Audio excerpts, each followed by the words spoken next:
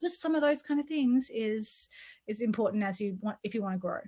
Yeah, I mean, one of my questions here was about mailing lists. I was going to skip it, but it kind of almost goes back to this now, like, because we kind of own that as musicians in a way, don't we? Like, if we get people signing up to us, even though we might get taken off Facebook or whatever for whatever reason, we've still got our mailing list to hopefully fall back on, and we still have our fans.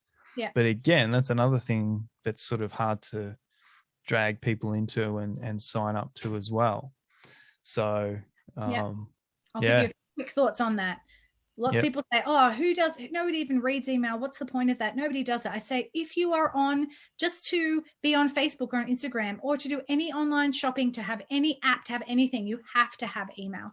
And the stats are that 90% of adults check their email every day, and 70% check it before they even get out of bed in the morning. And I am one of those. And so it's not so much about whether people do or don't engage on that. It's about building trust. So when your email goes into their inbox, it's actually like an email from a friend rather than a sales newsletter. So, there's plenty of things that I swipe to delete straight away because I know that's just something I signed up for to get a free $10 voucher or something from Cotton On or Bunnings or something, but I don't really care about it. But if a friend of mine emails me, so if you emailed me, oh, great, love to chat with Craig, cool, or my sister, or because there's trust and there's relationship. And so it really matters how you approach it and how you build a relationship with those people. That's the first thing. The second thing is, as you were saying, you own that information.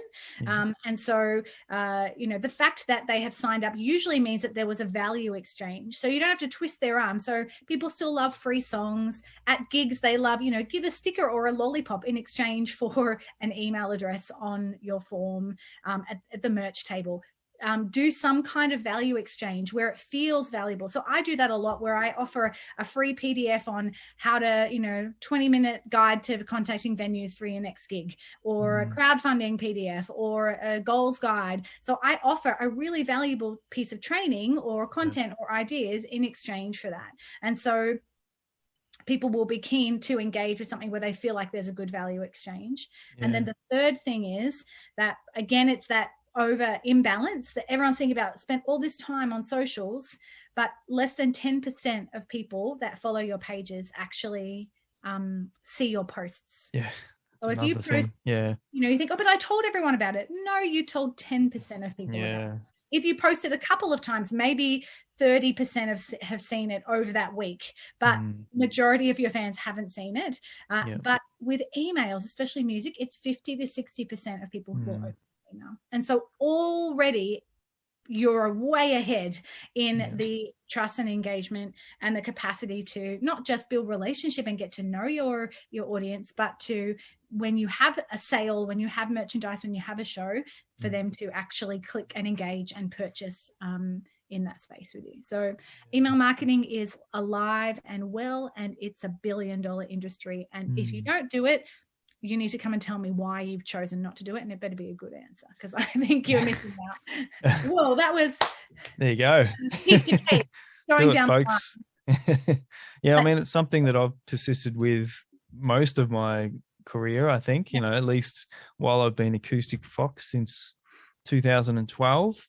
But I've struggled to sort of grow it. So I'm like, is this beneficial? But I still feel like it is. You're sort of contacting people in a different way. So I think it's going to be one of the things that I focus on building this year. I'm going to sort of lock onto that and work on that aspect of things, because like even you might have 1,000 followers on Facebook, which isn't heaps, but it's good.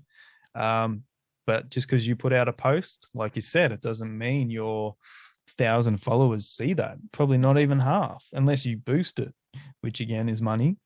So it's it's pretty tough. But if you got those people on your email, then what did you say? 50 to 70% of them, at least. Yeah. And, there is strategy around that. There's strategy around, if the first email you ever send to someone is buy, then in their mind they think Aldi sales catalog. throw it away before I read it, or, it's spam in my email. But if the first email you send says, hey, so great to meet you. This is a little bit about me. Tell me about yourself. Oh, it's actually about a friend writing to me. It is engaging and tells a story and invites people to tell their story, because the goal should be building friendships and relationships